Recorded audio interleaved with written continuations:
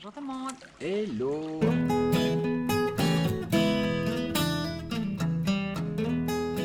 Voici enfin notre vidéo sur la van life en famille. Mieux vaut tard que jamais. Ouais. On insiste bien sur en famille parce que la van life seule ou en couple, c'est selon nous totalement différent de la van life en famille. Il y aura certes des points communs, mais malgré tout, voilà, c'est comme n'importe qui. Enfin, la vie Ça reste très en différent. couple différente de la vie en famille, c'est normal, c'est Voilà. comme ça.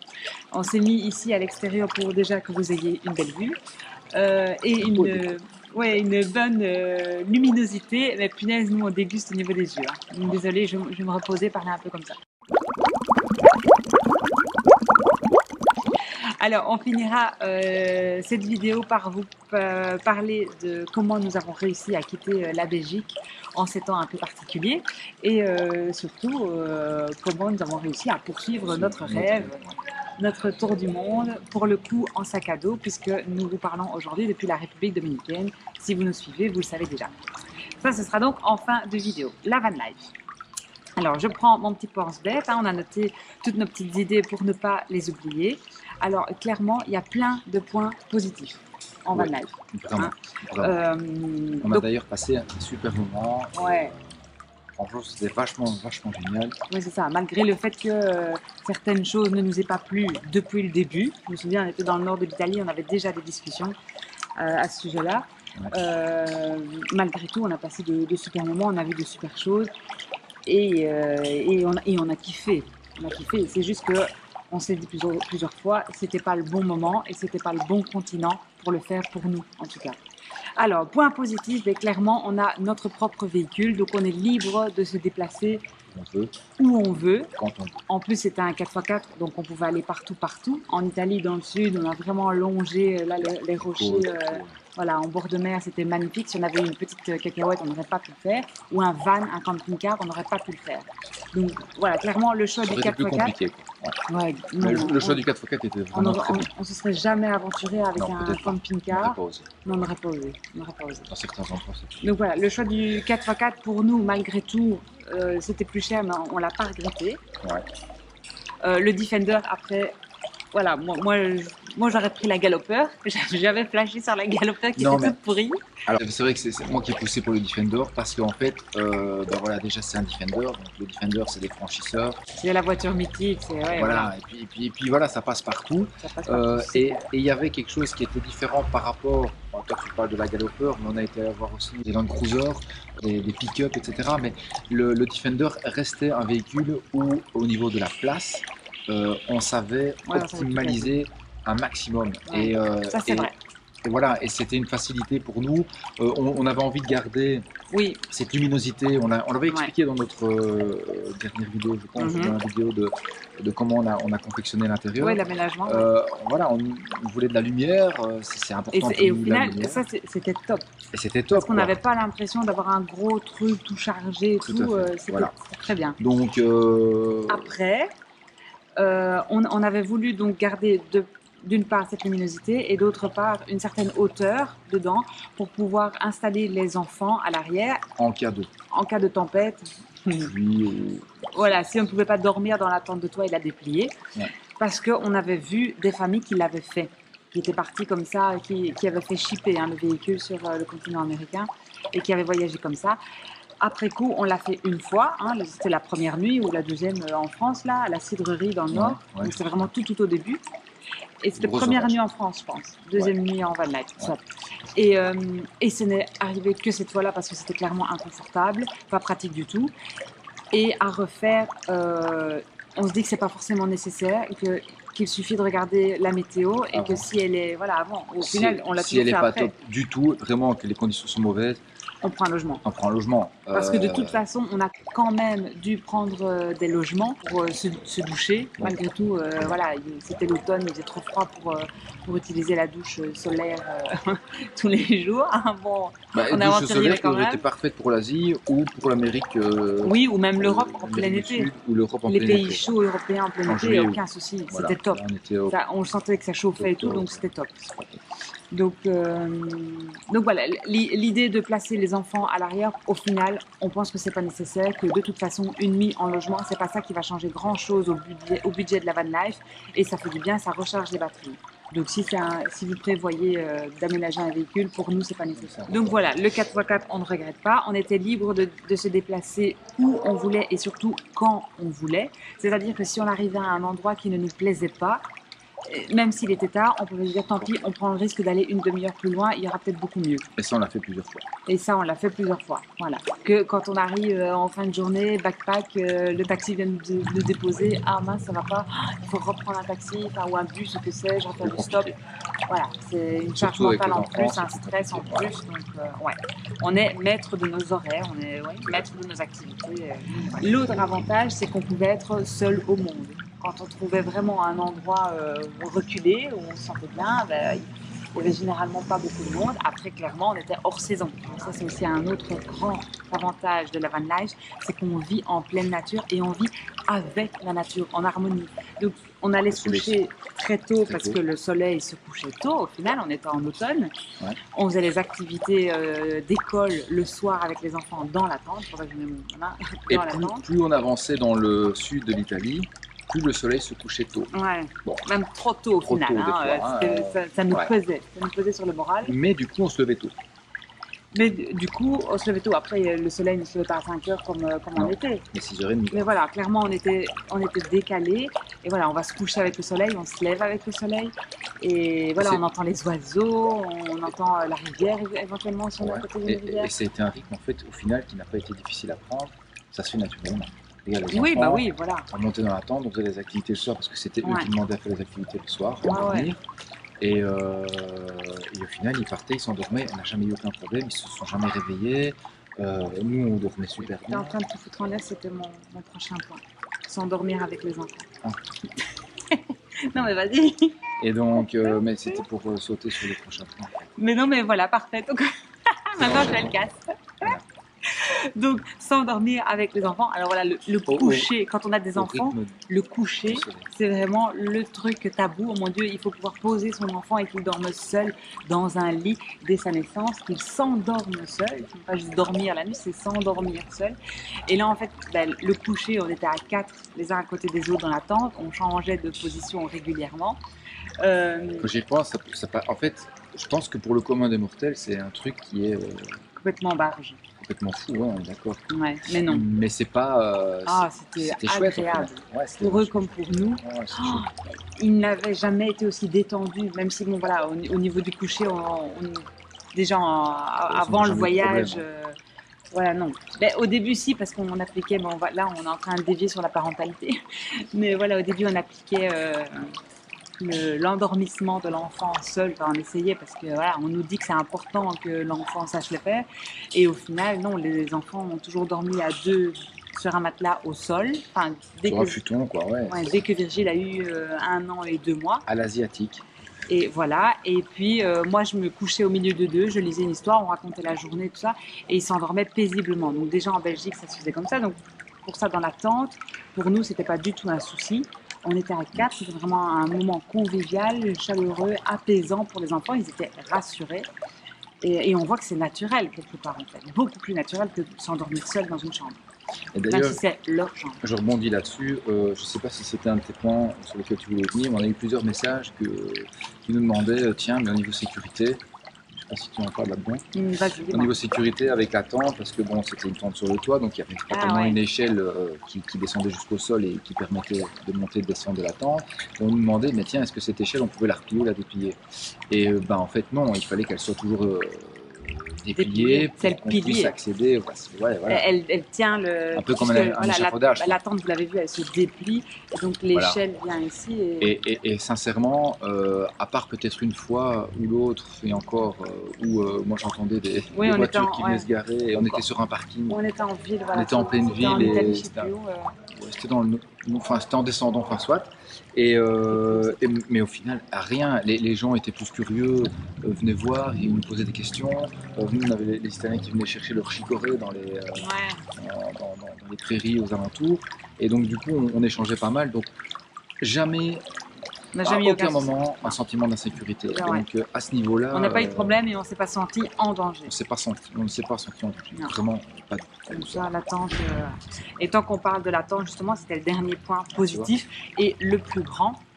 Voilà, l'attente du toit e-camper, c'est la plus chère du marché. Ouais. Ce n'était pas notre premier choix, mais au final, on s'est dit heureusement qu'on avait choisi celle-là. On partait sur 2 tentes portefeuille qui doivent donc être dépliées manuellement de A à Z hein, et montées, etc. Ouais. Et là, au Et tout final, x2 en fait. Ouais, c'est ça. et x2, clairement. Et là, au final, donc c'était une seule, toit rigide. Ça allait très vite. Vous avez vu les vidéos, montage, démontage. Elle était super confortable. On avait suffisamment de place à 4. Elle nous tenait chaud. On avait froid au début, mais c'était nous qui avions commis une erreur dans les sacs de couchage. Ouais, ça c'est. Et C'était l'expérience. C'était ton sac de couchage. Ouais. Voilà. Je pensais qu'il allait faire plus chaud en Europe. Et surtout, on avait pris les températures de jour et pas de nuit pour acheter le sac de couchage. Donc clairement, un 15 degrés, et c'était un 20 degrés, je pense. C'était un 20 degrés. Et quand on s'est tapé des nuits à 5, 6, 7 degrés. Voilà, là, on le sent. Christophe avait. Ben toi, mais pas les enfants. Mais très clairement, le choix de la tente, c'était au final, on était super contents, mais vraiment très très contents parce qu'en plus elle est magnifique. Donc ça, esthétiquement parlant, il n'y a rien à dire dessus. Elle est grande, après, il y a de la place, c'était parfait. Au niveau du véhicule, elle tenait en place, il n'y avait pas de ballottement quand j'étais dans des DV ou quoi que ce soit. C'est un coffre de toit, donc ça ne se sentait quasi pas. Elle fait 75 kg. Et très clairement, comparé à des tentes portefeuille, le gros avantage qu'on avait ici, c'est qu'on pouvait être chacun occupé à des choses différentes. Imaginez que moi, je dépliais ou je repliais la tente. Voilà. Pendant ce temps-là, Claire, elle pouvait faire autre chose. On n'était pas tous les deux cibés sur une même chose, ce qui nous permettait de gagner du temps.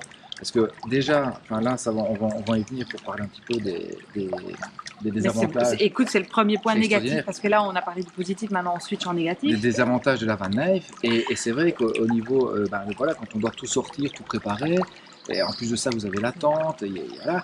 Les enfants à checker. Les enfants qui sont checkés parce qu'eux, ils ont fait un peu de route, donc qu'est-ce qu'ils ont envie de faire? C'est partir courir et aller explorer. Hein. On a 2 explorateurs, donc il faut les tenir en laisse. Et ceux qui nous connaissent les connaissent très bien. Et du coup voilà, c'était un très bon choix de tente au final, et on la recommande pour les familles. Ouais, à 100%. 4, c'est très bien. Franchement, 2 adultes, 2 enfants, c'est super. Les points négatifs de la van life en famille, on insiste là-dessus. Il fallait tout déplier et replier tous les matins, tous les soirs, et en plus le midi. Parce que vous avez vu sur les vidéos comme tout était organisé. Donc pour accéder au réchaud, il fallait d'office enlever table et chaises de camping. Mais bon, en même temps, on en a besoin pour cuisiner. Mais ça prend une plombe.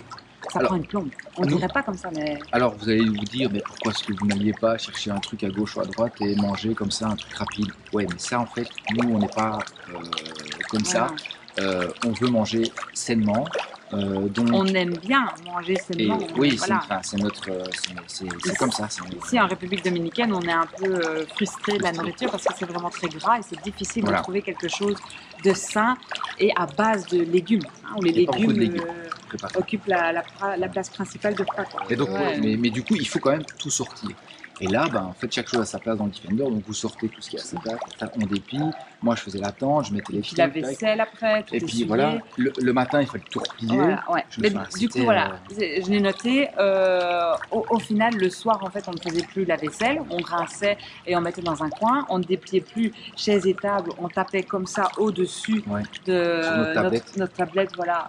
Et comme ça, le lendemain, hop, on n'avait plus qu'à enlever et on ne devait pas tout remonter. Donc pour ça, voilà, ça faisait vraiment bordélique.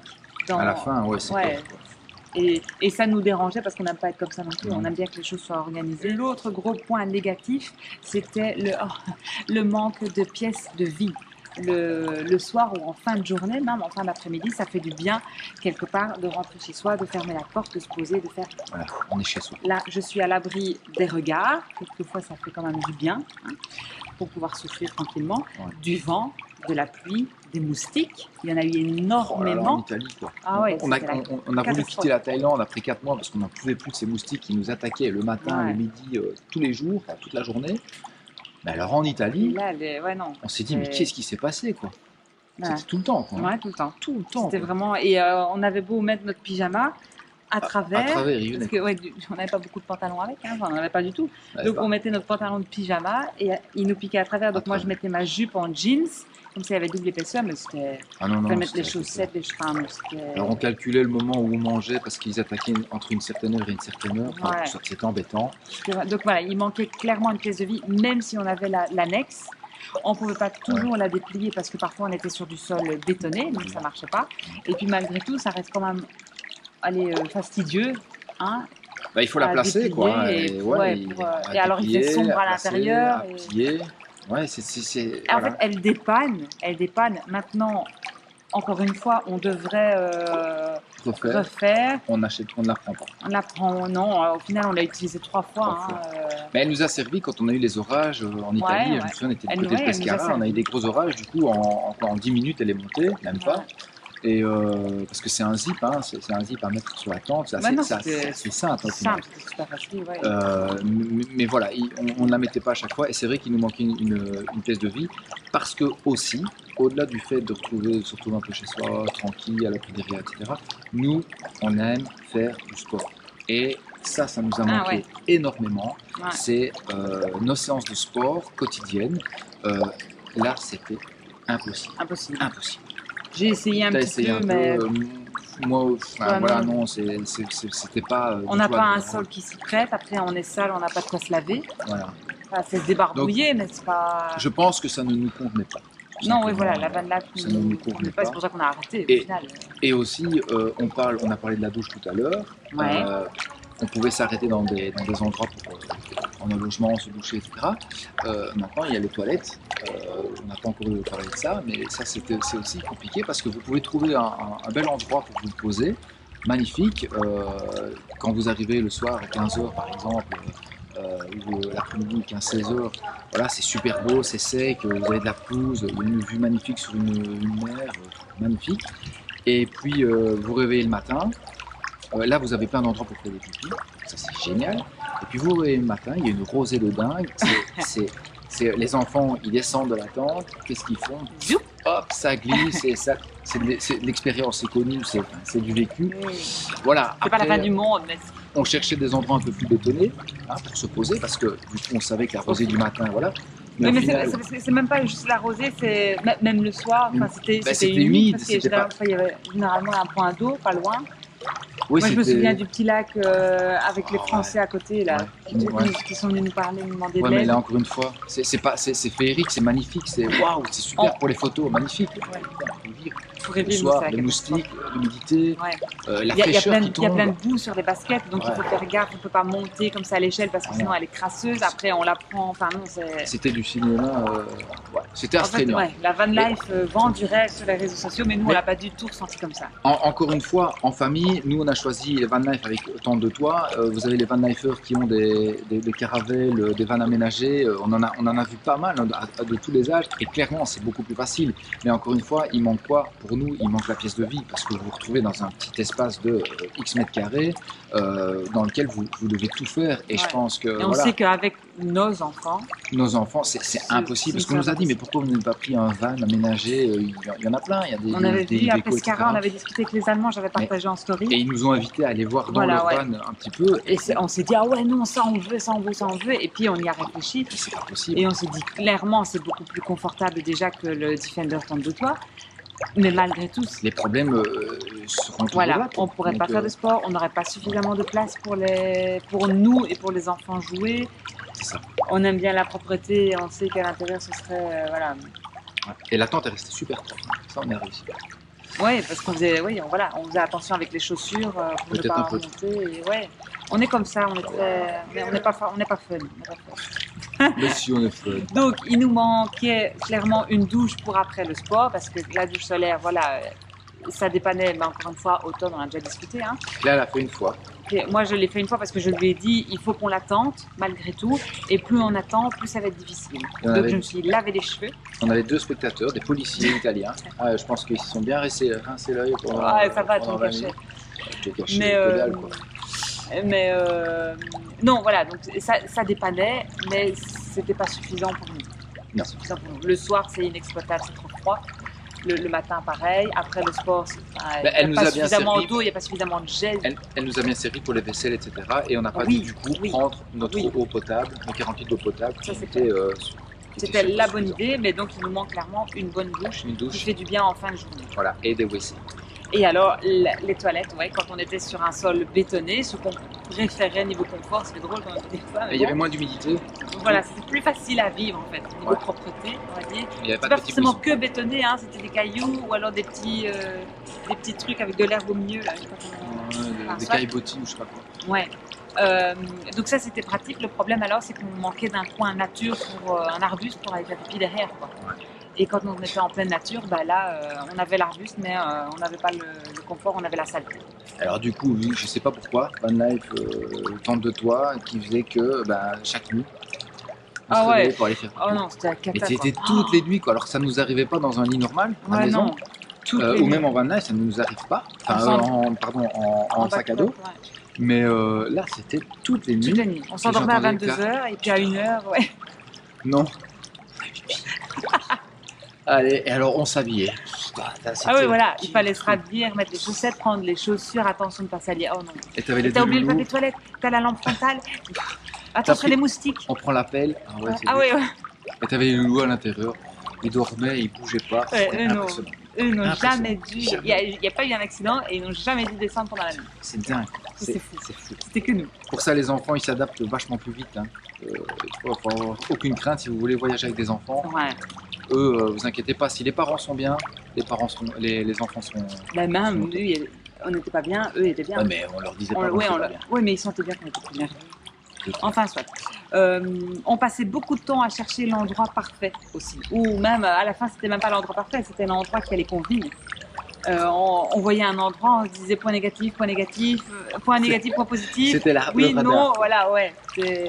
Alors clairement, il y a les applications qu'on utilisait, hein, par Fortnite, par exemple. Ouais. À mon avis, ça doit être super bien développé, ça doit être top. Italie, bof bof. Non, mais ce qu'il y a, c'est que tout le monde utilise cette application. Donc du coup, si vous n'êtes pas le premier à arriver sur le spot, voilà, c'est noté. Voilà. Si vous n'arrivez pas le premier sur le spot, eh ben vous n'avez pas la bonne place. Et du coup, pas de place du tout. Pas de place du tout, parce qu'en fait, il faut penser aussi que nous, on n'est pas comme un camping-car. Les camping-cars, quand vous les voyez, ils ont des cales avec eux. Donc, ils peuvent avoir des degrés de dévers plus ou moins conséquents. Ouais. Ils se mettent sur une cale et du coup, ils arrivent à récupérer un niveau. Nous, on n'avait pas ça. Et donc, du coup, on aurait pu, mais... on l'a fait, hein, on est allé chercher des blocs de béton, etc. dans les champs qu'on trouvait parce qu'il y a énormément de déchets et on arrivait je roulais dessus avec une roue pour essayer de redresser. Mais voilà, ce sont des applications qui sont intéressantes. Mais point négatif, il faut arriver suffisamment tôt. Donc si vous lisez déjà super endroit pour le coucher de soleil, il faut être là à 15h. Ouais, c'est clair. Nous, on était arrivés à 16h, 16h30. Ouais, et c'était full. Voilà. Et puis alors, il y a aussi des endroits qui sont conseillés, qui sont en hauteur, sur les montagnes et tout ça.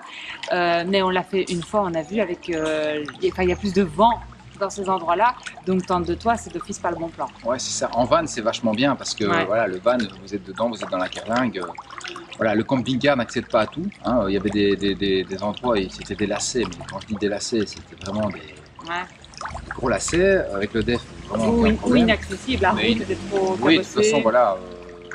Le camping-car ne s'y aventurerait pas, mais le van en duo ou en seul, oui, ça pourrait le faire. Encore quelques minutes. Maintenant, de toute façon, on peut mettre des filtres sur l'application pour trouver les bons emplacements. Ça, c'était donc pour la recherche de l'endroit parfait. On en parlait tout à l'heure, l'insécurité.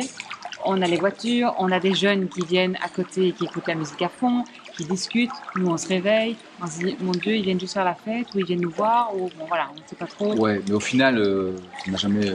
Non, ça n'a pas posé problème, c'est juste inconfortable, quoi. C'est inconfortable. C'est inconfortable. Et alors aussi, vivre avec les déchets. Parce qu'il faut savoir aussi, on n'en a pas parlé, je ne sais pas si c'est un point que tu voulais exprimer, mais je n'ai plus qu'un point. On s'était dit qu'on allait faire des campings pour pouvoir prendre une douche. Ouais, et donc tous les 3-4 jours, s'arrêter et se laver vraiment correctement à la douche. Mais maintenant, le camping, en fait, on ne savait pas. Moi, je pense que je me suis arrêté au camping il y a 25 ans, quand j'allais avec mes potes à la côte pour fêter la fin des examens. En fait, le camping, c'est devenu du luxe. Ouais. Parce que c'est hyper cher, quoi. En fait, vous payez l'emplacement, vous savez peut-être, mais nous, on l'a découvert au moment même. Ouais. On paye l'emplacement et on paye encore le nombre de personnes qui viennent sur l'emplacement. Et parfois encore en plus les douches. Et ça s'ajoute, alors les douches, effectivement, bon, alors on parle de pas grand-chose, 50 cents, mais quand vous avez déjà payé 25-30 euros pour un emplacement, pour une nuit, on est nous 4, on prend pas de place, hein, c'est juste une voiture garée avec une tente de taux au-dessus, plus encore de là, au-delà, payer une douche qui est pas forcément chaude et pas super propre, parce que voilà, ça dépend des campings. Ou pas confortable. Là, on s'est dit, truc, oh là là, ouais, non, en fait, la van life, ça peut coûter cher. Et puis, oui, enfin, c'était en Italie, là, San Vittoria, ou je sais plus quoi. C'était 36 € la nuit. C'était dans le nord. Mais au final, on avait un appartement dans le sud où on avait payé 20 € la nuit. Ouais, c'est ça. Il y a un moment, c'est complètement fou, quoi. On payait moins cher un logement. On paye le véhicule, l'aménagement, la tente, plus, on pensait juste à un emplacement, 5-10 €, d'accord. 35 €. Non, c'était beaucoup trop. Faut arrêter, quoi. Et là, on était où? On était dans le Val d'Aoste. Ouais, c'était bien, ouais. Val d'Aoste, donc on venait de sortir saison, de France. encore une fois. Ouais, elle me dit, oh non, c'est pas cher, monsieur, on est en hors saison. Ouais. Dit, ok, bon, bah, excusez-nous, on reviendra plus. Et du coup, voilà. Ouais. Donc, c'est important de le savoir, mais on connaissait pas. Là-dessus, c'est vrai qu'on s'est pas renseigné, on s'est dit que ça allait couler de source, mais au final, pas forcément. Donc, ou alors on n'a pas choisi les bons campings. Mais encore une fois, on les a trouvés via Park4Night. Les campings, ils sont répertoriés dans Park4Night. On a les notes. Ou on cherchait camping dans Google. Enfin, c'était quelqu'un qui s'occupait de ça, moi je pouvais. Mais voilà. Ok, tu m'as coupé, mais non, il y avait les déchets. Que ce soit en pleine nature ou dans un endroit un peu plus bétonné, il y avait énormément de déchets en Italie. Il faut apprendre à vivre avec. On voit des mouchoirs qui traînent partout. Enfin, tu m'avais déjà parlé dans une vidéo. C'était pas que des mouchoirs. Pas que des mouchoirs, il y avait plein de préservatifs et puis il y avait plein de bouteilles de plastique, de tout et n'importe quoi. En Italie, c'est une poubelle. Non, c'est vraiment malheureux. Pire que. On pensait avoir vu le pire en Asie, mais sincèrement, sur un autre continent européen. C'est pas pire qu'en Asie, mais ça nous choque d'autant plus parce que c'est en Europe et on n'imagine pas. C'est en Europe, quoi. T'imagines pas ça, quoi. Ouais. Et alors, du coup, les photos Instagram, c'est magnifique, c'est super, on arrive à. Allez, vous voyez des spots magnifiques. Mais on ne vous montre pas les coulisses, quoi. Et ce qui nous a posé problème, c'est quand on s'en est rendu compte, en fait, on n'a plus pu passer au-dessus. C'est que les inconvénients qu'on vient de vous lister, ils sont là et ils se répètent de jour en jour. Tous les problèmes qu'on rencontrait à un logement, un emplacement, on allait les rencontrer le lendemain. Déplier, replier, les déchets, l'exposition, la saleté, les moustiques, les douches, les WC, voilà. Tout ça se répétait de jour en jour. Or, pour nous, quand on est en sac à dos, on arrive le soir, il y a un logement qui est pourri. Bon, ça va, on a réservé une nuit, demain, c'est fini. On passe au-dessus, on tourne la page. Là, en van life, on n'a jamais pu tourner la page. Ça, c'était notre petit compte rendu sur la van life en famille, les points positifs et les points négatifs. Aujourd'hui, donc, on a tourné cette page, ce chapitre. On a entamé le chapitre 3, qui est un voyage en sac à dos du côté des Amériques. Nous avons donc pris l'avion à Bruxelles. Alors, pourquoi à Bruxelles? Ça dépendait des pays, du pays dans lequel on allait aller. Il y en avait 3 sur notre liste, qui étaient en fait les 3 plus faciles, parce qu'il n'y avait pas de quarantaine, il n'y avait pas de test PCR exigé. Et c'était quoi le 3e point? Il y avait des choses ouvertes, tout n'était pas fermé. Oui, voilà, c'est ça. Dans les pays. À savoir le Mexique, le Costa Rica et la République dominicaine. Clairement, la République dominicaine n'était pas notre souhait. On penchait plus pour le Mexique. C'est la première destination qu'on a regardée, Bruxelles, Cancun, et on a vu en fait que il n'y avait absolument aucun vol. Soit il y avait une escale aux États-Unis, ce qui est interdit. Oui, Bruxelles, Cancun. Ouais. Escale aux États-Unis, ce qui est interdit.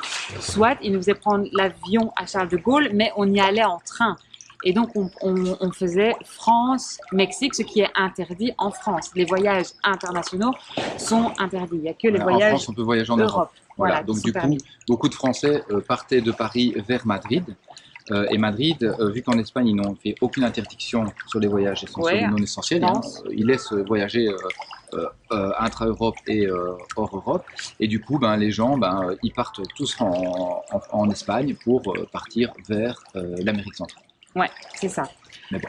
Donc, il n'y avait absolument aucun vol. Bruxelles, Mexique, c'était pas possible. Cancun ou ailleurs. Donc, on a éliminé le Mexique. Alors, on pouvait aller en Suisse, en voiture. Il n'y avait absolument aucune paperasse ou juste peut-être un petit document à remplir. En train, il y avait un document plus autre chose, mais ça restait quand même accessible. Mais les vols n'étaient pas intéressants ou trop chers. C'était plus cher, c'était beaucoup plus cher. Ouais, donc on a exclu la Suisse. La France, on s'est dit au final c'est peut-être compliqué d'aller jusque Paris. Puis après il faut faire Paris, Madrid. Sortir de l'aéroport. Et je me demande, oui, voilà, s'il fallait pas faire Paris, Madrid, et puis Madrid, le vol pour partir au Mexique. Passer par Paris. C'était Madrid, escale à Paris, Paris. Voilà. Donc on s'est dit non-sens total, on va pas faire ça. Ouais. Donc on s'est dit, on tente le tout pour le tout, on part de Bruxelles. Donc ça c'était clair. Après on a regardé Bruxelles, San José au Costa Rica, et là on était à plus de 3 000 € pour nous quatre, aller simple. Ce qu'on trouvait cher. Donc on s'est dit, on va regarder la République dominicaine, et là on a trouvé un billet de sortie, donc aller simple pour 4 à 1 258 € avec bagage. Là on s'est regardé, on s'est dit non.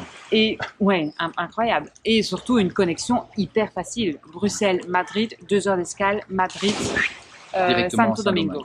Ouais. Où on arrivait le soir, donc on pouvait commencer notre nuit dans l'avion, terminer dans le logement, et le lendemain, plus de jet lag, on était bien. Et c'est clairement ce qui s'est passé. On était fatigués le lendemain au soir, mais on était tout de suite réglés sur l'heure, les enfants aussi. Donc vraiment hyper facile. Il fallait un motif impérieux pour quitter la Belgique, et le motif impérieux que nous avions choisi, c'était naturellement le déménagement à l'étranger, puisque de toute façon ça s'applique à nous. On part en aller simple, on n'a pas l'intention de revenir en Belgique sauf extrême urgence, et le but c'est de voyager ad vitam aeternam. Et donc, enfin voilà, on n'a pas noté de date retour sur le document. Oui, et puis si de toute façon on trouve un endroit où on peut se poser pendant 1 an, 6 mois, 2 ans, voilà, il n'y a pas de... Non, il n'y a pas de date, voilà, on est libre. Donc pour nous, c'était clairement un déménagement, pas de durée de retour prévue. Motif impérieux, déménagement. Voilà. Et sinon, en fait, au début, dans la liste, il y avait soins aux animaux, et on s'était dit, on part sur soins aux animaux, parce que de toute façon, on voulait faire des choses comme ça, de projets humanitaires ou, enfin voilà, une activité sur place. Donc on s'était dit, il y a toujours cette solution-là. Et puis dans la liste, j'ai vu déménagement qui collait un peu plus, donc on s'est dit, ok. Voilà. Autre chose, quand on est arrivé à l'aéroport, on a enregistré les bagages au check-in. On est arrivé par train, si vous avez suivi un peu les stories. En train, donc directement dans l'aéroport. Dans l'aéroport. Pas de check, rien du tout. Voilà, aucun contrôle de sécurité. On est arrivé, on a enregistré les bagages sont partis, et là j'ai demandé à l'hôtesse quand va-t-on nous contrôler, nous demander notre motif impérieux. Et elle nous a dit, ici vous allez partir dans le terminal A, départ pour l'Europe, puisqu'on avait une escale à Madrid, et dans ce terminal A, il n'y a généralement pas de brigade volante qui contrôle les motifs impérieux. Ça c'est plus au niveau du terminal B. Ça va, ils vont bien. Ils ne sont pas noyés. Je viens de regarder. Au terminal B, qui là c'est le terminal des départs internationaux, et c'est là qu'il y a des contrôles. Il pourrait y avoir des contrôles. Là c'est une brigade volante, donc c'est aléatoire. Je pense que là on arrête parce que la vidéo est vachement longue. On n'avait pas prévu de faire une vidéo aussi longue, mais bon voilà, comme ça vous avez tout notre ressenti, notre avis sur la van life en famille, positif, le côté positif, le côté négatif. Vous savez comment on a quitté la Belgique. Et voilà, vous avez eu nos premières impressions ici sur la vie en République dominicaine. Bientôt. Non, mais on va plus dire bientôt. Une nouvelle vidéo aussi, on va essayer. Une nouvelle vidéo sur notre première semaine en République dominicaine, et donc principalement à Saint-Domingue. Et puis de Saona. Donc c'est Bayahibe. Voilà. Et on va dans 2 jours prendre la direction du nord. On verra, on va voir. Allez,